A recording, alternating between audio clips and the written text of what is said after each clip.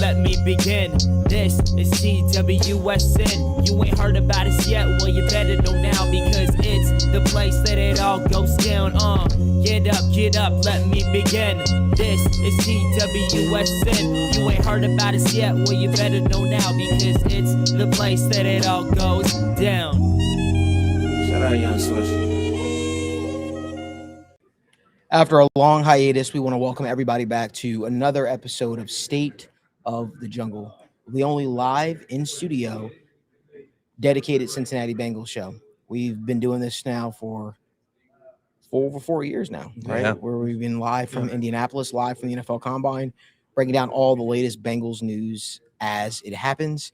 So again, we're happy to be back. It's been a while, man. It's been a while since we've been live. It's been a while since we've been able to talk with you guys, and we appreciate you guys for tuning in, spending your Wednesday evening with us. We are the longest live running Bengals, only live in studio Bengals talk show. So pretty excited about it. Pretty excited to get going and talk everything through. Boys, how you been? Been good, man. I mean, I'm excited for this. This is, a big time of the year. And I think this is a big time where, just all fans are really looking for, not only just news, but analysis. And I mean, bro, I'm pumped up for this. This is something where, we eat, sleep, and breathe this, and I'm just excited to share it with fans, to be honest with you. Yeah, this is such a good way to just get back into it and welcome the show, man. Like, we're here at the Combine, so many people. It's just an awesome environment, and it just really gets you excited and ready for the offseason ahead. We know it's a big one here in Cincinnati, and it starts with the draft, man. It always does, always will. Always does, man. And, if with the NFL Combine, right, being here now, you know what that means, right?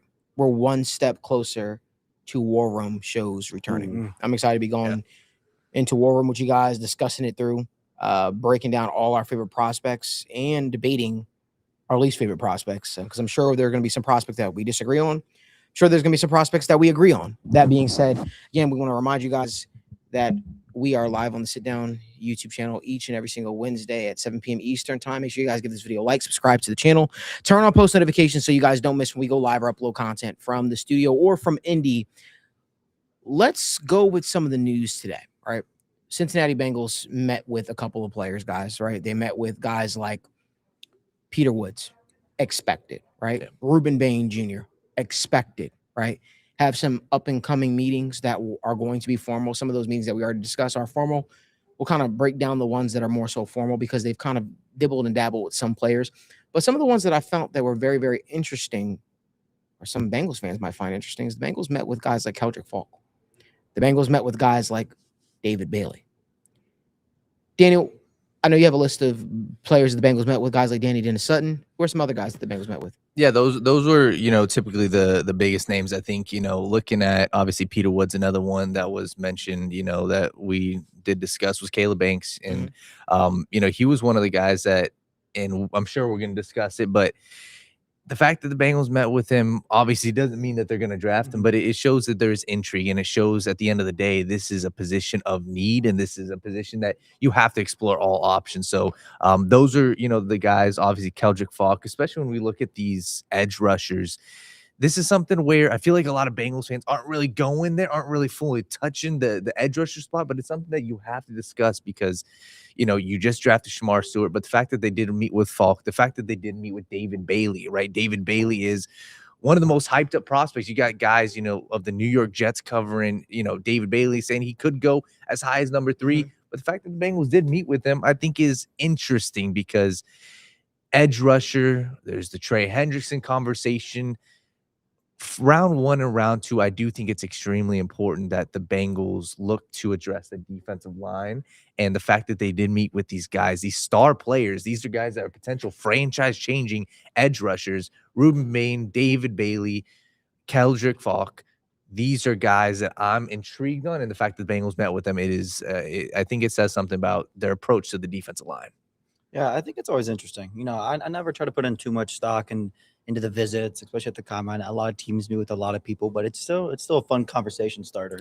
And that's kind of where I'm at with it in general, especially, they're meeting with a lot of the top defensive players in the draft so far, especially on the defensive line. That's exactly what they should be doing. It is no secret what the Bengals need help in at all whatsoever. So it's at least nice to see them not shying away from that and kind of admitting that this is where we're going to look, and there's nothing wrong with that. But again, for right now, it's a good place to start. I'm kind of excited to see how some of these guys that they met with. I got to push back on that a little bit, though.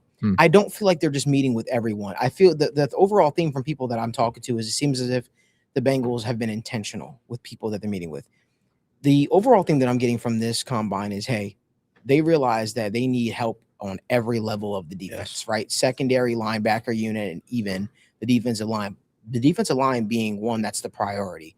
Caleb Banks had a pretty productive meeting with the Cincinnati Bengals as well, right? So the meeting with a lot of prospects, and Caleb Banks is an interesting one for me because it seems like his name is starting to ramp up, right? One of the discussions that I have as a video that I have dropping as I sat down with 2 draft scouts from Bleacher Report and guys like Damian Parsons and guys like Daniel Harms. Yep. We kind of discussed, the Caleb Banks Peter Woods conversation. Who is the better prospect right now? The overarching theme that I get right now is Caleb Banks is the better prospect, right? He's the better pass rusher out of the 2.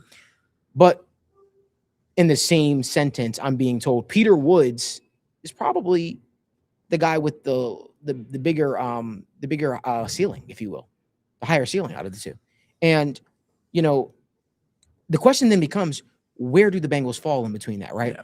Do they feel like they're in a spot in which they can take a chance on a guy that maybe not be the most refined? Can they take a chance on a guy that maybe not be the most pro-ready right now? He's also a young player in Peter Woods. You also have to wonder how much of it, right? And this is the general theme consensus that you get from talking with folks. How much of the lack of production from a guy like Peter Woods this year was because he was played out of position? Now, the cool thing on his scouting report is, hey, he could play all along the defensive line. Being able to be versatile is important. Being able to play all on the defensive line is important. That doesn't mean that's necessarily a good thing, though, right? Just because you've seen a guy, like if you've seen a guy play center, guard, left guard, right center, right guard, left guard, and hell, you've seen him throwing in a tackle, but he's his most effective at center. Just because I say, hey, this guy is versatile on the offensive line, that doesn't mean necessarily I'm drafting this guy, right, to be a left tackle. I'm drafting this guy to be a guard if he is best projected as a center. So I think sometimes the conversation with Peter Woods is kind of lost, right, in this, because I feel like he's a guy that we all know what he should be used as, which is a 3-tech. He's a dominant 3-tech. He should not be lined up as a nose tackle. That is not what he is. The guy is an athletic freak. We've seen it through his 2 touchdowns he scored this past year. Albeit the year was not the season that he was expecting to have. No one expected this from Peter Woods, because if you had the conversation, I feel like he's one of the most polarizing prospects in the sense of, you would have talked to people last year, they would have said, hey, Byron Murphy clone. They would have said, this guy is an absolute game changer. This guy's an absolute dog. This year, it's you're drafting the traits and the potential, but I kind of push back on it because it's like, this is a guy you've already seen we could do when he's played in position correct. But again, this is good news for Peter Woods' stock, because everyone I speak to say Dabo Swinney messed up. Dabo Swinney and the Clemson Tigers coaching staff messed up what could have been maybe even a top 5 pick. I want to get you guys' thoughts. All right, we're going to keep having this discourse throughout the season, right? But I want to get you guys' thoughts. I want to kind of centralize the conversation on Peter Woods, because he is a guy that a lot of Bengals fans have discussed more, have talked about more. I do find the conversation interesting because, again, just as like you said, how the Bengals have met with this person, that person, they have met with guys like Cassius Howe, who I think is probably the most productive pass rusher in this class. And I think it would be a no-brainer to pair him up with a guy like Shamar Stewart. But again, it goes back to what, Logan? Those measurables, those intangibles, that word that you guys know I hate, that the Bengals find themselves loving time and time again. But that's not to say that they won't meet with a guy like that, right? But I do want to get you guys' thoughts. Let's centralize the conversation. Let's talk about Peter Woods. What are you guys' thoughts on Peter Woods as a prospect? What are you guys' overall thoughts on Peter Woods potentially coming to the Bengals? Because it seems like there's a lot of momentum and a lot of hype on the Peter Woods train. And then I want to talk to Caleb about Caleb Banks after that. Yeah, I think for me, I'm all in on the Peter Woods train. He's one of my just most ideal fits from when you look at BPA and need for the Bengals. I think when it matches perfectly like that, it's kind of hard not to take that opportunity and run with it. There's the only Power 4 3-tech prospect since 2015 with a run stop rate over 12% and a pass rush run rate over 20% in at least one college season. Mason Graham, Grady Jarrett, Jalen Carter, Quinn Williams, Peter Woods. Yeah, that's some pretty elite company. There's a lot of I'm not a huge numbers guy when it comes to that stuff, but sometimes it just gets a little bit hard to ignore. Peter Woods came into the combine today, answered some great questions about his production this year versus last year. And he hit it right on the head, man. He's like, I was just asked to do a little bit less. I was asked to move around a little bit less. We brought some people in that just were really good football players, and I think the way they used him really reflected that. I mean, this past year he played 76% of his snaps in the B gap compared to 40% the year before. He played 2% of snaps outside the tackle this year. We played over 30% there the year before. Again, it's when the numbers match with the production, when he moves around, he has more success. It's kind of hard to ignore those things. And again, I think the 2024 version of him is a lot more of an indication of who he really is. He's a game wrecker, man. You can move him around the line. He can make a ton of plays.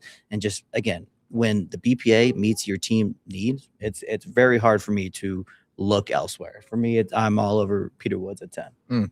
Yeah, and once again, for everybody watching, make sure you guys like this video. I mean, we got a lot of cool content coming out. So where I stand with Peter Woods, I agree with you. And I think the high upside for me, and the reason if I were to be on the Peter Woods train, is the fact that this is a young prospect. This guy is only 20 years old. This guy still has his best football in front of him. And another thing we talked about, in one of our, up and coming videos, I think the fact that the interior defensive line spot, when you look at it, it is a premium position now. When you look at the great teams in the NFL, you can list every Super Bowl team of the past 5 to 10 years.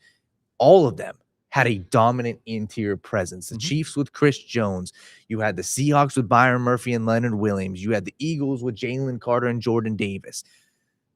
The bulk of those guys were drafted in round 1. So now it comes the question, are you drafting for best player available or for the need? And that's where I kind of conflict. I think for me, I think you're more so the Peter Woods. You're drafting more so for the need. I think he's got a high floor. I think Peter is a great run defender. I think he's great with his hands. I liked, how he was able to stack and shed. But the problem I just have is when I'm talking about a premier top 10 pick. And once again, I don't live and die by PFF grades, but every single year his PFF grades got worse and worse and worse.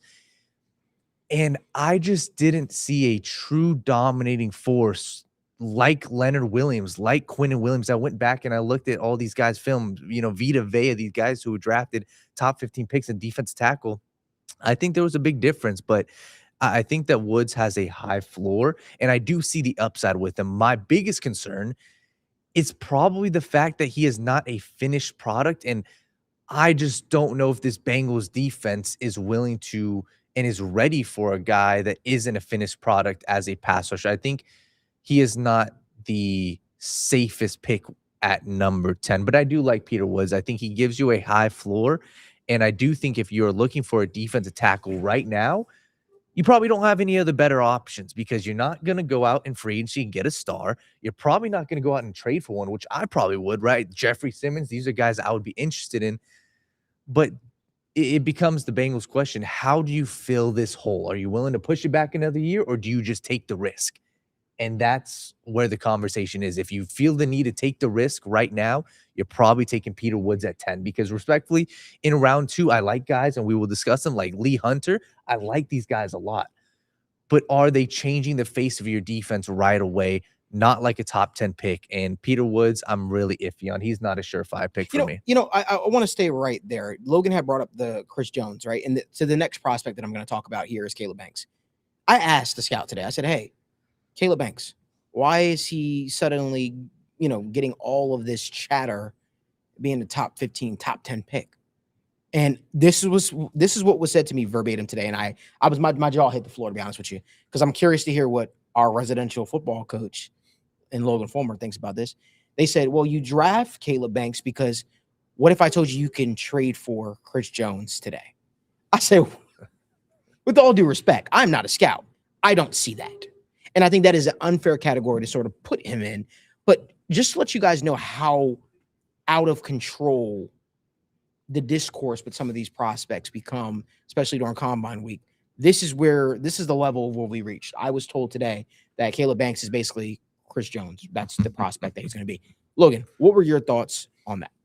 In general, if you told me you're drafting Chris Jones, I mean, he's probably he goes second overall after Fernando Mendoza. Yeah. Like, and there's a reason why he's not going second overall. There's I mean that like I understand the projection and that's a valuable thing. People that can do that, but that's a everything goes perfect, top of the line, 1 percentile outcome there. There's if you want to compare everybody to their elite ceiling outcome, everybody's going to look better. You know what I mean? And the reality of the situation with Banks is, I keep coming back to, I don't want to say the comparison, but there's a lot of similarities between him and Deion Walker. Big, massive guys that do a lot of fun things, that make a ton of splash plays, that have a ton of question marks, whether it's just general size concerns, health concerns, whatever it is. But when they play football, they're usually pretty good at it. But unfortunately, there's a lot more that goes into it than just being good the few times you're on the field. I think the Caleb Banks hype in general, it has gone a little bit much for me. I think he's a player that could end up going relatively high, probably higher than he should. But again, you're drafting for what he could be. And like, I just don't know what the floor is with a guy who is coming off injuries. Like that's a scary thing to do. It's hard to draft big players when they have lower body injuries. That is a very scary situation to put yourself into. And I think when you talk about Caleb Banks, that's just something you just naturally have to talk about. For sure. And there's a huge difference in us discussing a prospect with different expectations. Pick 10 versus the second round is a completely different discussion of Caleb Banks. Yeah. I think Banks and I think the Chris Jones, because even he said it, Banks, he's like, I watch a lot of Chris Jones. He's the guy I model my game after. I get it. I think the comparison of Deion Walker, and I'll even say another name. This is not a comparison, but this is the T'Vondre Sweat conversation, I think, is extremely valuable when it comes to Caleb Banks. And the reason why I say that is these guys do not grow on trees, right? This is a unique player. And if you want to talk about changing the face of your defense, adding in a 6'6", 330 guy, the Bengals don't got that. No NFL team outside of a couple got one of those guys. So I understand the allure with that. But at pick number 10, at the end of the day, I don't know if I'm willing to risk a top 10 pick on a guy who played 2 games this past year and 8 games the year before. I think that there is, a real upside to where Caleb Banks could come out, and in 2 years when everybody's doing the redrafts, that Banks is in that top 15, is in that top 10.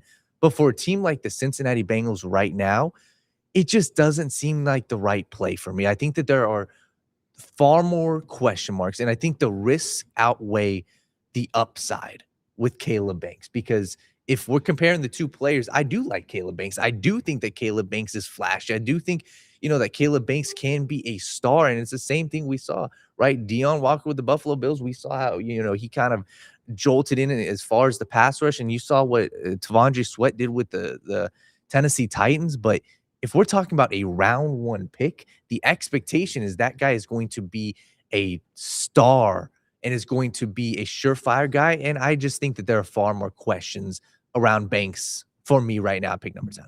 Here's where also another prospect I'll bring up, since we're just rattling guys off, a guy the Bengals have met with, but I feel like he's flowing under the radar right now. And our guy, Dane Parsons, kind of talked about him, touched on him on the video that we're going to be releasing later.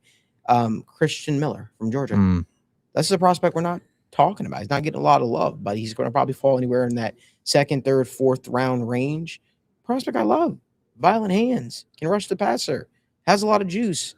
Why isn't he getting a lot of love, guys? Why is Christian Miller not being talked about amongst some of the best defense tackles? Another guy the Bengals met with, by the way, Zane Durant, who says today to me, I modern my game after Geno Atkins. The joy on every Bengals fan's face after hearing that a guy that has the measurables of a Geno Atkins patterns his game after Geno Atkins. Those are great things that you want to hear. But Logan, I want to ask you, why isn't a guy like Christian Miller, Zane Durant, why aren't those guys being discussed a little bit more? Because the Bengals have a need at 3 tech. They need somebody that could be a game changer as the pass rusher. I'm sorry, this might be unpopular opinion, or maybe it's popular. BJ Hill, Chris Jenkins aren't getting the job done right now. We've seen McKinley Jackson in flash. It seems like he was a little bit in the doghouse with coaches. But why are these guys not being talked about more? Because I believe they should be.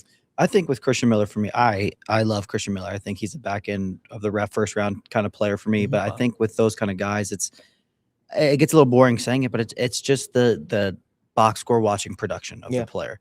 2 sacks in 3 years.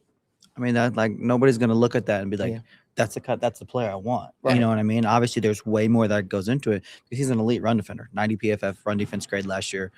He did it again the year before. He's again posted average pass rushing numbers in general, decent pass rush win rates, 17 plus pressures in the past 2 years.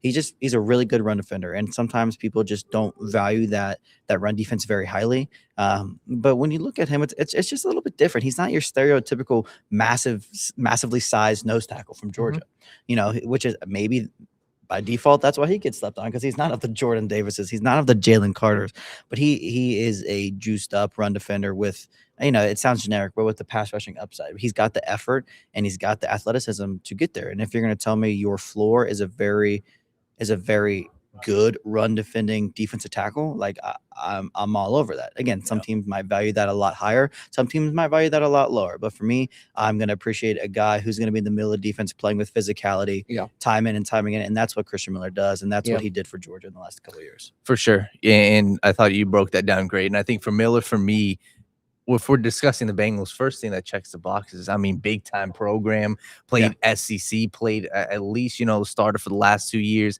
And this is a guy, he was widely regarded, you know, as an all SEC type of player, all SEC caliber player. And I think that's where the floor starts, especially when we talk round two. And this was, you know, a buzzword. And Malik, you've obviously said this on the show many times, but I've heard this a lot this, you know, so far this week, but you have to earn the right to rush the passer. And I think that's something that Miller has earned the right to do, because he's not a guy you're taking off the field on early downs. This is a guy, he makes his money on the early downs. And when we talk the interior defensive line, the Bengals have a need at the 3 tech. That is clear. But in the NFL, when you look at these guys who are being drafted round 1 and round 2, that's kind of where I'm discussing him, like round 2 specifically. If he's there in round 3, I think he's an extreme value. But round 2 specifically, you have to have the high floor, being an elite run defender. That's what he does. He's got the frame to do it. And at the end of the day, I look at guys, you can even look at some of his film from last year, right? You had guys like Jalen Walker on the team, even Michael Williams. And these were guys that had better production. And a lot of it was because of what Miller was doing on the interior when it comes to run defense. So I did think that when I watched this film, I thought he left a lot to be desired as in terms of pass rush. But like you said, Malik, even Dame brought this up. Like, this is a guy that has upside. And especially when you look at Georgia, it's not like they're allowing this guy Miller to have 35 pass rush snaps a game where he has one-on-one. That's not his role. And maybe if that a role he is given with Cincinnati Bengals in the NFL, he could excel at. So I like him definitely round 2, round 3. I think round 2 is a little early, but I think he has the floor to where if he is picked, I would not be terribly upset. I think the big thing for me is, and I would, you know, caution this with everyone, who especially, you know, folks that don't really watch a lot of film throughout the year or just getting into it now because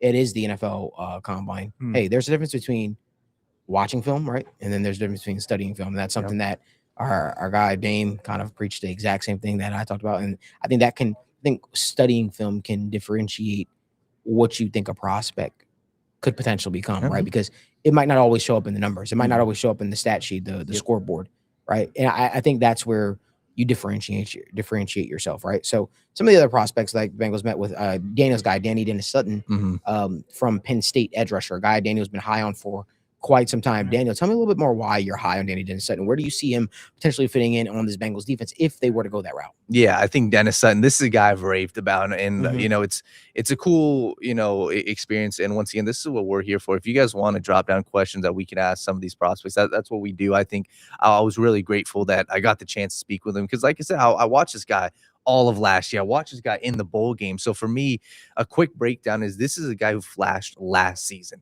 Talk about playoff game, Notre Dame, biggest stage. This is a guy who had a forced fumble, you know, turned the game around. Not only that, but he had an interception as well. And we're talking about an edge rusher here. So this is a guy who flashed on the biggest stage in the biggest moment last year. So I saw he's got that. And if you go do a little research, right, you'll see this is a 5-star athlete. So coming out of high school, you know, he was highly recruited. He goes to Penn State, and these guys churn out edge rushers like it's no tomorrow, right? We're talking Abdul Carter, Micah Parsons, Chop Robinson. These guys are premier pass rushers. So I see his success that he had last year, and he was, a second to third round pick last season, and heading into this year, everybody was expecting he would take a massive jump. He didn't really take that jump, but the Penn State defense, and this is, some stuff that everybody was discussing with some of these players, they didn't perform great this year. They had a major step down, and even talking with them, he said they dealt with a lot of turmoil, right? Lost their head coach, James Franklin. There was a lot of stuff going on, but I saw his play, especially towards the end of the year. He had 1 sack in each of his final 4 games, and this is a guy who has the frame. We talked about 5-star recruit, 6'5", 265. So you're starting to speak a little Bengals language here, right? You got the size to do it. And the first thing that I saw last year was his get off, right?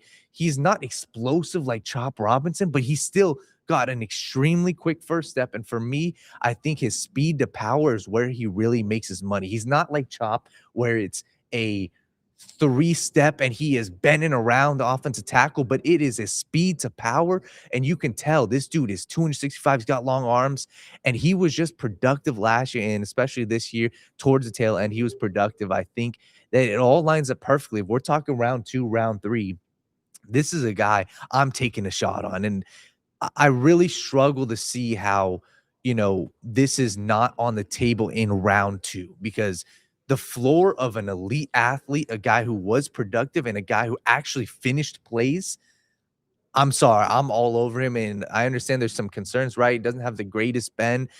Sometimes he can't really track the quarterback in the pocket.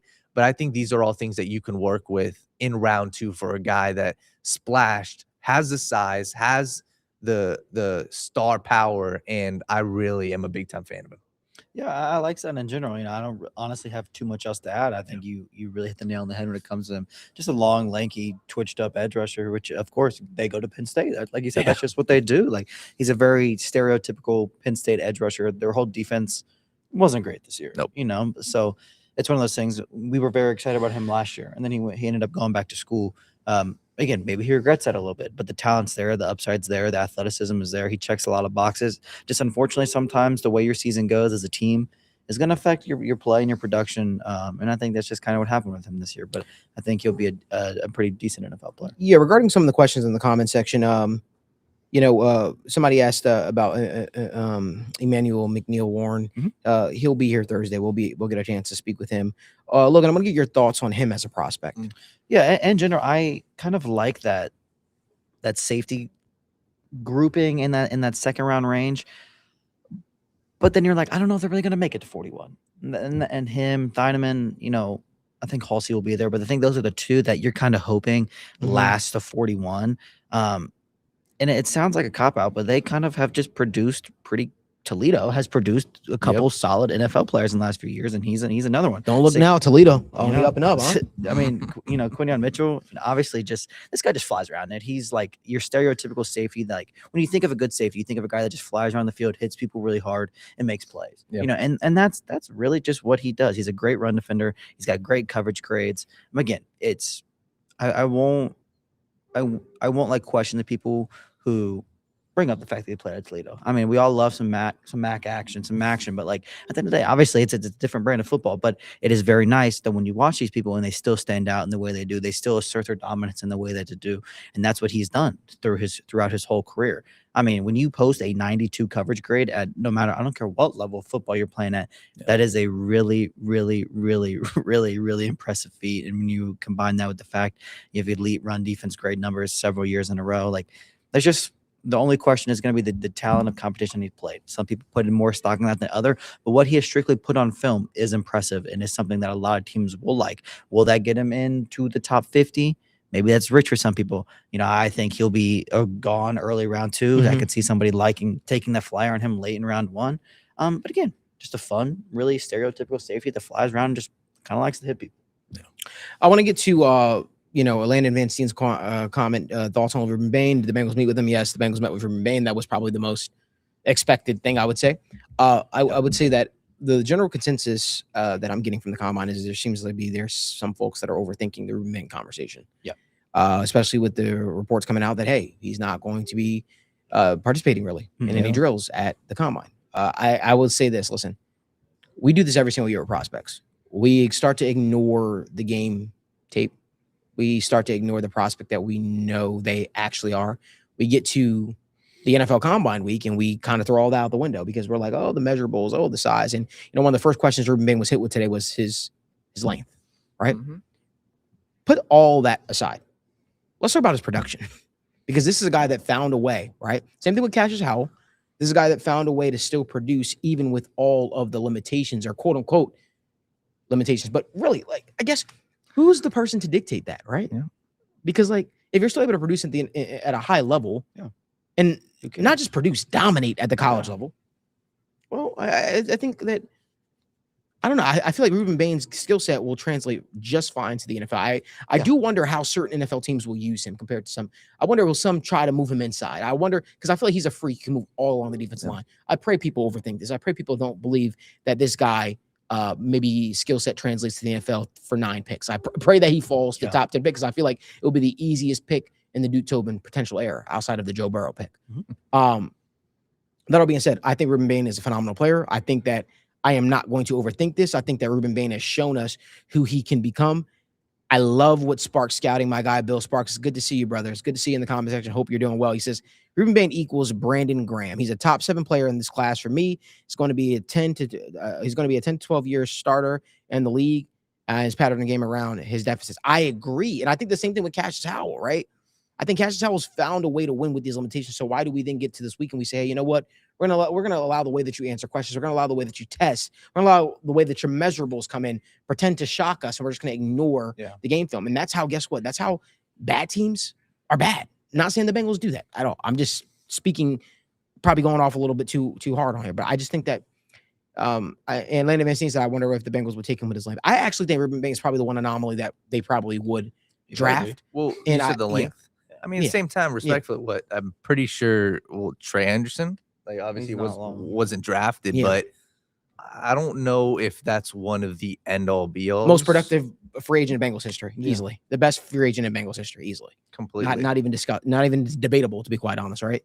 I think sometimes we shouldn't get in this mode and sort of overthink. Here's another prospect I want to talk about. And I want you guys to continue to drop your questions. We missed the fuck out of you guys. I missed the fuck out. I miss talking to Landon Van Steen. I miss talking with all y'all in the comment section. I miss talking with all y'all, man. Just getting your thoughts and we missed y'all, man. Like seriously. So I'm happy to be back.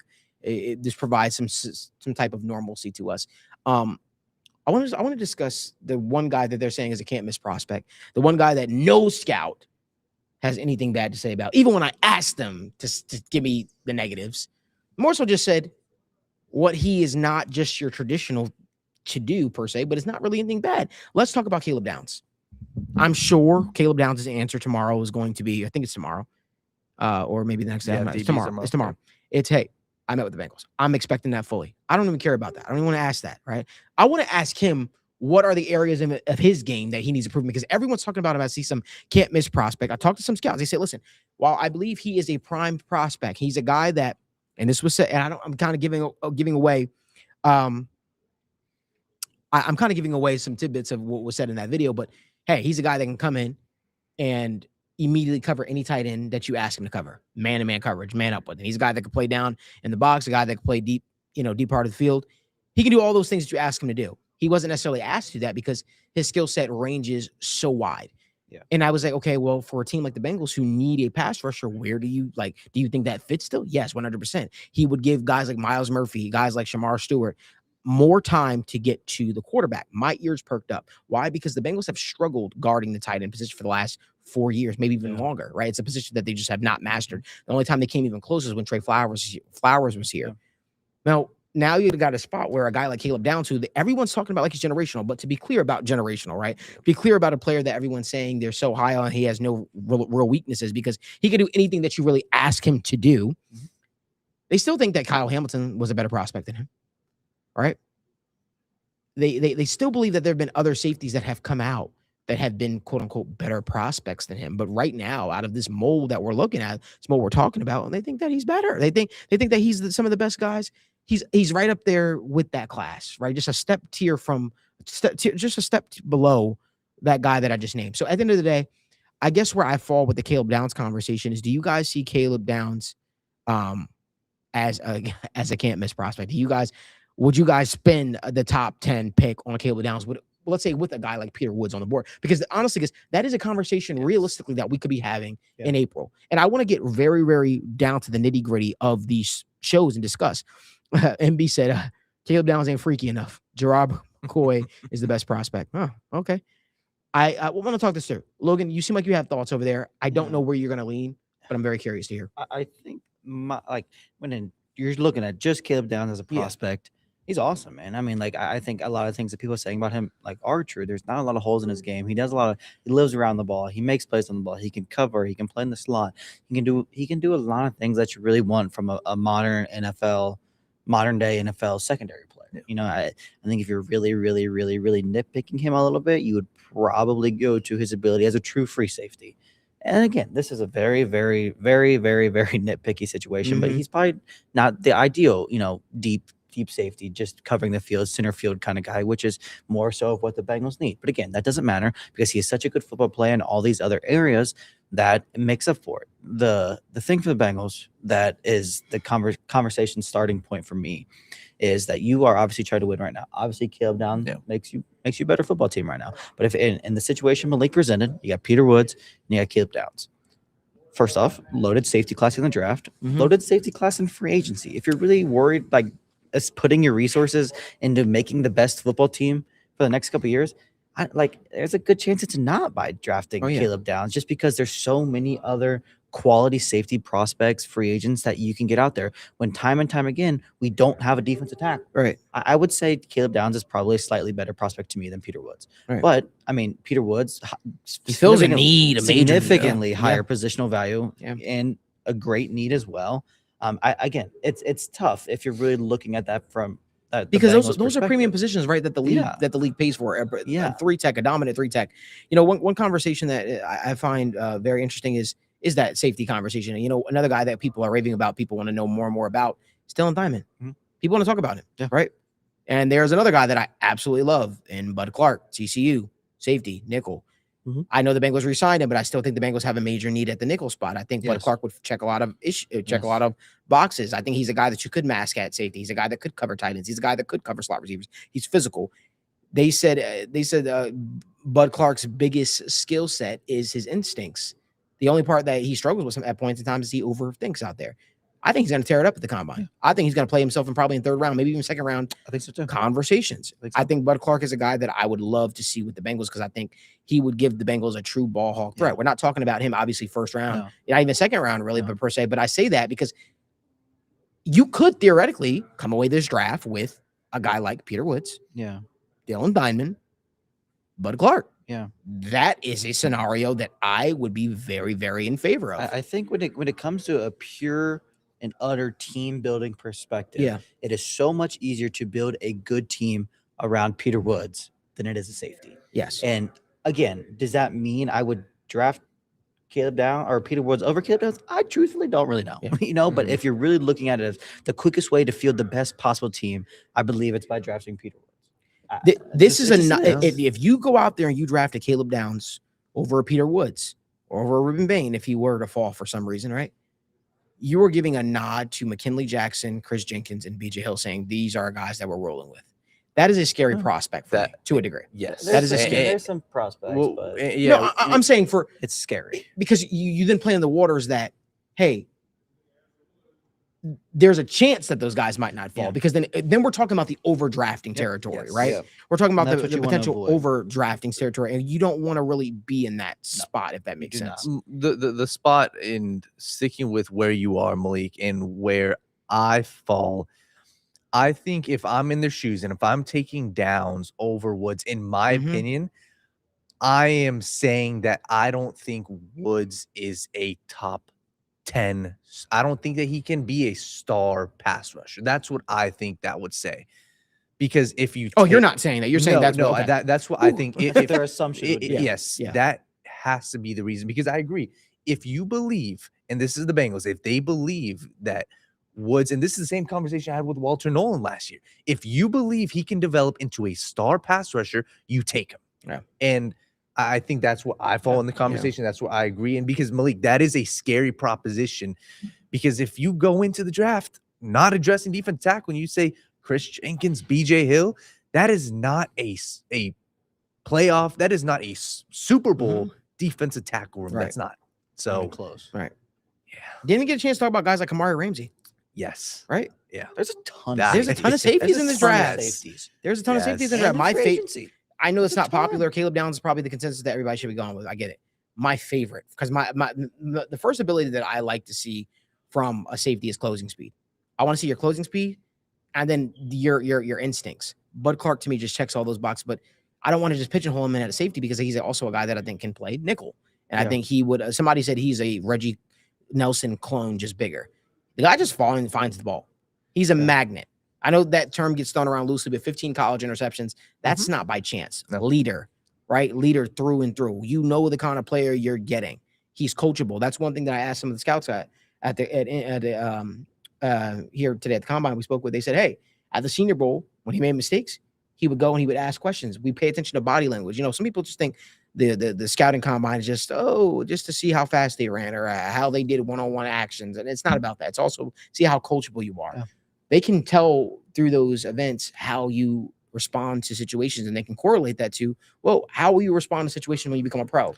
Because think about this as an investment. When teams go out there and they draft a player, they're taking a swing. They are taking an investment in you. They want to see you take the next step as a prospect. So I think that watching all that in real time, man, I don't know. I fall on the sword that, hey, you know, I fall on the sword that, man, I really think that this thing could take the next shape, if that makes sense. Yeah. And, you know, just on that point, I think, and this is where, you know, if we put ourselves in the Bengals shoes, right? Let's say we're the Bengals brass, and we're going to do this on the War Room. I'm really obviously excited for those. But if you don't take downs and you're heading into day 2, on my big board, I'm circling Bud Clark. I'm circling Kamari Ramsey. I'm circling Diamond if he's still available. Diamond, I love him. And I hate to say it, but you know, and you see this, go look at what, you know, the info that's been released on Les Snead and all their insight on the draft process and stuff. It's okay to head into a day saying this group is the strongest group. We should leave with one of these guys. And I think that's what the safety class is. You brought up Bud Clark and you've talked about Kamari Ramsey before. I think he's another guy I want to bring up right now because we're going to have the chance to speak with him tomorrow. That's another guy where he is not as much of a ball hawk as Bud Clark, and he's not as much of a well-rounded guy as, you know, Caleb Downs. But this is a guy 6'1". He gives you the prototypical size you want. And you've had this discussion about Jordan Battle. You can play Jordan Battle where he is, and Ramsey can play it all, right? Ramsey's 6'1". This is a guy who, you know, when I first saw him, I saw him as a free safety. I saw him as the deep third, cover one. The only man there, and his range and his closing speed is something that I think is so valuable, especially in today's day and age. And something I personally do, I see what is this team missing, right? And you try to figure out, okay, Geno Stone, what do these guys not have that the Bengals need? And I think it's closing speed a lot of times. I think it's ability to take the right angles. I think that's something that Kamari Ramsey does well. This dude is a hard hitter, and I hate to harp on, you know, bang a drum that everybody's beating, but this safety class is phenomenal. And I do think that heading into this draft, we are going to keep harping on these guys because it is going to be painful seeing a Bud Clark on another team or seeing, you know, Caleb Downs, especially if you have a chance to select one of these guys. So I'm excited to see what they say tomorrow as well. I agree. Now, we want to get into some of your questions here before we head out of here, because we really appreciate it, you know, being here with you guys as well. Over 112 people here watching us live. We greatly appreciate it. We greatly missed you guys. Give this video a like, subscribe to the channel, turn on post notifications. But I want to pose this question to you boys. Yeah. Let's say we know free agency is obviously before the draft. Yep. We talk about all the different ways they can sort of go in the draft. Yep. But one area that we didn't discuss, right, because we had the Peter Woods conversation. Somebody also brought up Katie McDonald. Somebody said, well, why wouldn't you consider Katie McDonald and Peter Woods? He's had more pressures, right? That's an interesting conversation. But one conversation I want to have about free agency is, hey, well, what if the Bengals go out there and they attack guys like John Franklin Myers in free agency? Then what do you do? What does that look like going into the draft? What position of need becomes, do you still draft a Peter Woods potentially if he's the best player on the board, right? Because John Franklin Myers checks a lot of those boxes. I'm very curious to hear what you guys' thoughts are. Logan, I'll start with you. I think in general, like We say this every year. I think every team says it. You shouldn't be going into the draft with a clear and obvious, we need this still. And if you do, then there's a good chance that whatever you still need is probably not going to make it to you. Because you're telling everybody in the league, this is what we want. Right. This is what we want. This is what we want. The thing for the Bengals in their scenario, everybody knows we want a safety. Everybody knows we're going to want somebody on the interior. Yep. Thankfully for the Bengals, if we sign John Franklin Myers, we still need a defensive tackle. Right. If we draft a safety, we still need a safety. Right. Like, we aren't just one player away at these positions. Our defensive tackle room, respectfully, doesn't offer us much. TJ Slayton is a really solid nose tackle, does what he does. BJ Hill his contract has been way better than I ever expected it to be, but still, he's not some fantastic player. Chris Jenkins has yet to do anything productive. McKinley Jackson has yet to do anything productive. So even if we do sign one guy, there's still room for another. We still sign a safety. Okay, and then what? Our backup safety, Tyson Anderson, he's a free agent. You know, DeJohn Anthony hasn't ever played. Like, there's still so many questions in our areas. So that's the one area for the Bengals. It's still nice. We still need these things regardless. But I think it does play a factor. Let's say you get John Franklin Myers and then you get Nick Cross in the secondary. Maybe you do lead Caleb Downs if they're both there because of the quality of player you brought in. But again, ideally, very, very cop-out answer. You want to go into the draft with no glaring holes. That's how you. But that's how you round out your team, right? Yes, That's how you. I mean, you think about some of the moves they made previous years ago, and I don't even want to kind of harp on those because we kind of did that at nauseating pace when we were voicing our displeasures. But that's how you kind of got to build this thing, man. You build this thing from the inside out, right? You go out there and you attack free agency ferociously, like they're telling everybody they're going to do, just like they did last year. They were going to change their stripes and all this yada yada yada. Yeah. And then you draft best player available, and that's how good teams become great. I think there's a world where, honestly, we end free agency, but I don't think enough people are really discussing the fact that we might need to draft an edge again. Just to be honest with you, I mean, Joseph Side's a free agent. Trey Hendrickson, who knows what the hell that's going to happen? And Cam Sample, you need an infuse. You need a revamped defensive line edge room. There's a world where, let's say you go sign Boye Mafe, Arnold Ebiketie, one of these guys. Okay, cool. Now we got 3. Well, you need about 5. You know what I mean? And we're not. I mean, I like what we saw from Cedric Johnson to a degree, but still, you're not going to throw him into this major rotation. There's a world where the Bengals are going to need to draft an edge rusher that is probably gonna have to play, or be in a world where they have to sign multiple. Like, I don't think there's enough people talking about the fact that we might need to draft an edge in round 2 after drafting a defensive tackle in round 1. Like, we need. It goes back to all the things that I just said about the D tackle and the safety room. If we sign one, well, we still need to draft one. We need so much, not just top end talent, but just better depth. We just need more talent on defense. I don't care if it's the 5th defensive tackle, the 6th string corner. I don't care what it is. We need an influx of talent on the defensive side of the football. We have to have it. Yeah, and that's the tough part about the Bengals right now, because, you know, to look at what you guys were just discussing, when we talk free agency, there's good guys out there. There are productive guys, guys that can help legit win games and potentially be key cogs on a playoff caliber roster. But round 1, none of these dudes in free agency are stopping me from a round 1 prospect, because these guys, top 10 pick has to be a star. Top 10 pick. This is the first Bengals top 10 pick since Jamar Chase, since Joe Burrow. It's got to be a star. We're talking Ruben Bain, Caleb Downs, Peter Woods, whoever you go. I don't care who you added in free agency, because this guy you are drafting, you are projecting him to be a star, right? So that's where I think they are going to have their pick of the litter. They're going to have their option, but it's got to be defense. 2, I agree. See how the Trey Hendrickson conversation plays out, but I'm warning everyone now. Gear up now. I mean, I know this is probably me beating a dead horse, and you probably, I don't know if you still listen to what I'm saying for any type of insight, or if you do, cool. This feels like it's going to be a defensive draft through and through. It feels like little to no attention been put on the offense. Yeah, honestly, and I mean, I feel like when you've invested as much money as you have in the offense, you want to feel secured about that, about that side of the ball. And now you can put all your eggs in a basket, resources in for your defensive coordinator going to a second year. He gets the players in here that he wants, gets the players in here that he believes can run his defensive system. You get the players in here that he thinks could help take this defense to the next level. And that's what the Bengals are all about. That's what the Bengals are trying to get accomplished. And so it'll be an interesting conversation. It'll be interesting to see how it all breaks down, how it all shakes down as we continue here. Any other things that you took away from the first 2 days, I would say, at the NFL Combine, outside of obviously the Duke Tobin comments? I don't mean to just kind of gloss over them, but they were kind of similar comments last year. I'm more so in the show me spot. Mhm. You know, you have a lot of question marks on your defense that you got to figure out, right? On all three levels. And we didn't even have the discussion about potentially getting a veteran linebacker in here. Yeah. There needs to be somebody that's going to come in here and help that group mature. Yeah. Right. Help be a leader on that front. Not to say Demetrius Knight and Merrick Carter aren't leaders. I think they are leaders. I think they're young leaders. But you still need somebody in here with the experience that could help bring them along throughout the process, because I don't think Demetrius Knight does a lot of the similar stuff that Barrett Carter can do.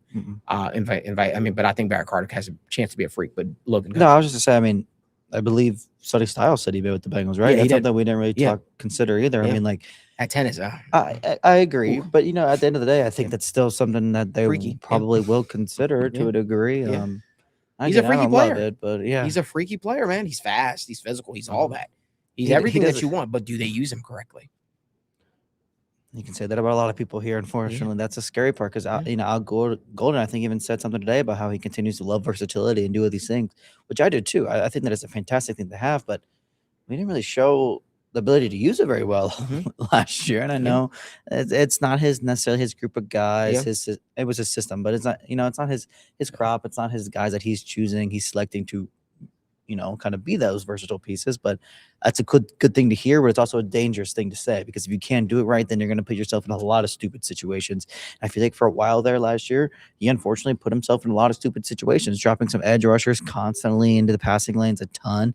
Got a little cute. I think he, obviously rebounded pretty nicely down the stretch of the season. But again, I love versatility, but if your coach isn't going to use it properly, it can get ugly pretty fast. Yeah, for sure. I think, I'm trying to think of some other things. I think for sure something that was interesting was just Keldrick Falk. The fact that obviously, this is a guy who really made his mark at Auburn. He was very productive, and even, just talking with some Auburn people that, they were big fans of him. I think when it comes to the Bengals specifically, discussing with him and even hearing him, he was really emphasizing how he was a dominant run defender. That's what he said, right, in his podium today. And I think that's fair. When you look at the film and when you look at the numbers, he is a dominant, run defender. But for the Bengals at 10, I'm good. I'm personally good. And the reason why I say that is he acknowledged, and when you watch the film, there is a lot that needs to be refined when it comes to his, ability to rush the passer. He even mentioned his biggest area of improvement is his hand placement. And it's clear he doesn't have a bag like David Bailey. He doesn't have a bag like some of these other guys, even in round 2, even like Akeem Messidor. If we're talking pick 10, Keldrick Falk, I thought he was interesting, but for me on the Bengals, I'm personally out on him just because I don't know if he immediately comes into the Bengals and fills a need that Peter Woods potentially could, or Caleb Downs could potentially. So, yeah, somebody asked this question, and we didn't even bring it up when discussing edge and the potential of the Bengals drafting an edge player. They did meet with Keldrick Falk. I don't know how I feel about that. Right? They did meet with guys like David Bailey. Some people love him. Some people hate him. What are your thoughts? Where do you guys stand on those prospects? I want to start with you, Logan. I'm a pretty big Keldrick Falk fan. I think compared to the consensus of things. I mean, I think when you are a 19 and 18-year-old in the SEC and you're putting up elite run stopping numbers with 30 plus pressures, 27 plus pressures, it's just hard to ignore. I understand he only had 2 sacks last year, but again, being a 19-year-old and in the SEC and physically dominating the guy across from you is something that deserves to take notice of. And again, I understand that this year he didn't have the sack production, but last year he had 9 sacks. Yeah. It's sacks are something that is going to fluctuate a little bit from time to time, whether you can finish or get to the quarterback or just, you get the half sack, whatever it is. But again, he's got a lot of things to like. And the thing that really intrigues me the most about him is the potential for versatility. And I think when you go to some colleges, they don't like to move guys around. They don't like to do a lot of different things. But I think there's a real world where Keldrick Falk kicks into inside and plays a lot more 3 technique than he did. He didn't really do any of that in college. But I mean, I was talking to him today before the show. He is listed at 6'6", 285. Right. Everybody's favorite free agent, John Franklin Myers, is 6'4", 288. Right. They are the same build. And Kendrick Falk doesn't have to just live on the edge. Yes, Yeah. that's what Auburn wanted him to do, but that doesn't mean that's what he's going to do in the NFL. I think there's so much more projectability from him on the interior when he does struggle moving laterally a bit. He does have not the bags of David Bailey, but when you compare that to more of an interior player, the appeal and everything becomes significantly higher. Again, I'm not saying the Bengals are going to draft him and do that, or a team's going to draft him and do that, and he's going to become a star. But the untapped potential for that gets me kind of excited with Keldrick Falk, especially when you consider the fact he is an elite run defender, at the very least at defense tackle. And like Mike McDonald said, just won the Super Bowl. If you can just stop the run in a too high defense, you're gonna be pretty successful. And drafting a guy like Keldrick Falk just kind of allows you to do that. Yeah. Well, listen, we want to thank you guys so much for tuning in to another episode of State of the Jungle. We're being kicked out of here. They're closing up this part of the convention center here. It's pretty late. We're probably the last ones in here actually at this point. But I want to thank you guys so much for tuning in to another episode of State of the Jungle. We'll be back every single Wednesday at 7 p.m. Eastern time next week to break down all the inside information from the NFL Combine. Again, we've got a couple more days here, a lot more to get into, a lot of mingling tonight, a lot of discussions tonight, a lot of people to talk to tonight. And we're excited to be talking to you guys about all of our findings from Indianapolis. Again, I think all the rest of Cincinnati media leave pretty much today, and then it'll just be us. So we'll be making sure that we give you all the Bengals coverage as much as possible. We appreciate you guys for staying locked in with us. Appreciate you guys for allowing us to give you updates. And we'll see you guys next time on State of the Jungle. And until next time, New Day. This